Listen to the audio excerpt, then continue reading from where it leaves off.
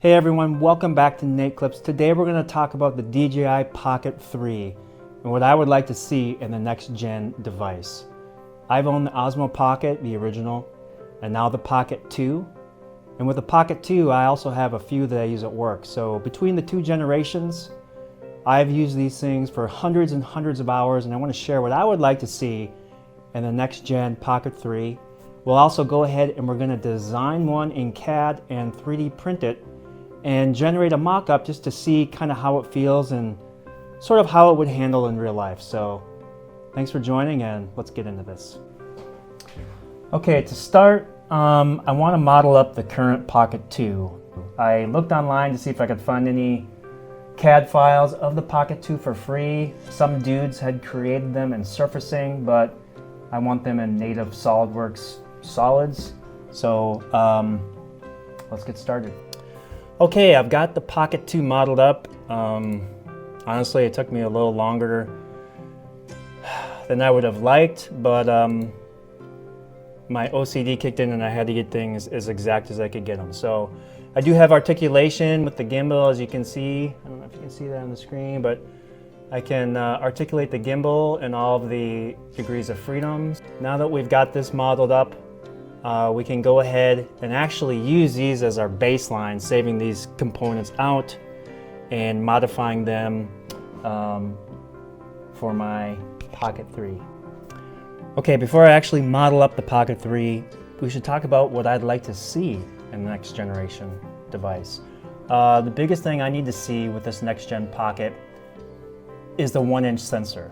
I went from a Mavic Pro with a 1/2.3-inch sensor to the Air 2S and the 1-inch sensor, and sensor size upgrade is massive. One of the things that I don't like about the Pocket 2, and the Pocket 1 was even worse, is indoor videography. If you don't have really good lighting, you will get some noise. And when I use 3 of them simultaneously at work, it's a fairly well lit area, but not quite well enough, so I do get a little bit of noise. And especially if I zoom in at all, the noise just gets crazy. My plan is, when I model this Pocket 3 up, I'm going to use the Air 2S sensor housing, as that's something that I know is manufacturable. It's something that DJI already produces, so it would seem reasonable that they would save on tooling and save on, having to develop a new 1-inch sensor body and housing, and just utilize that. The next thing I'd like to see at least one more USB-C port. On the current Pocket 2, obviously there is one on the do-it-all handle, but I'd like to see another one on the side, and the main reason I'd like to see that is for, and this gets into my next wish list item, is better integration with the DJI mic. The DJI mic as a product I think is fantastic. However, its integration with the Pocket 2 is just, it's kind of an afterthought, and they just quite frankly don't work together as seamlessly as you would expect them to. The next really big thing I need to see is a larger screen. When you use the 16:9 format view on the screen, I measured it with my caliper. It's only about 0.92 inches diagonally across. So anyone out there who's used it, you know that it just is too small. You can use it to kind of frame what you're trying to capture, but you have no idea how the focus looks. When I'm using these out in the field, I don't want to have to hook my phone up to it. I don't want to have another iPad. I want a larger native screen that's integral to the Pocket 3. Back to the sensor, I need to see some sort of zoom. With modern smartphones having multiple camera lenses on them, like on my iPhone, I have a wide angle, I have a one-time zoom, and I have a telephoto zoom. That could be a 2.5 or a 3.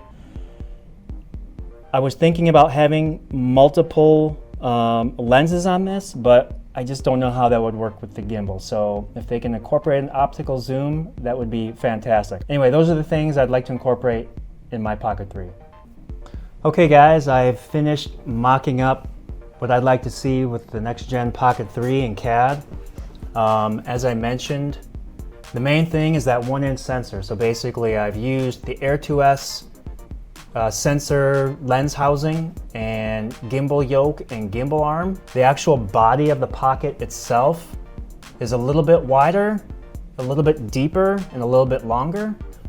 Here is the Pocket 3 when I change the screen orientation to widescreen. So this would be pulling the screen out and rotating it. So now you go from about a 0.92 inch diagonal viewing area in the Pocket 2 to about 1 3/4 inches. So it's almost double and about 4 times the viewing surface area. I would like to see another USB-C port on the side, so maybe I'll sneak that in there, and then we'll get this stuff ready to 3D print. All right, I've imported everything into my 3D printing software. This is the Formlabs Preform software. You can see here I've got the main body. I did incorporate an extra USB-C port here. And I got the yoke and gimbal arms and the screen and the lens itself. So it's looking like it's going to be about a 9-hour build, so we'll get that going now. Okay, we have uploaded the model to the printer, and I'm just going to hit print.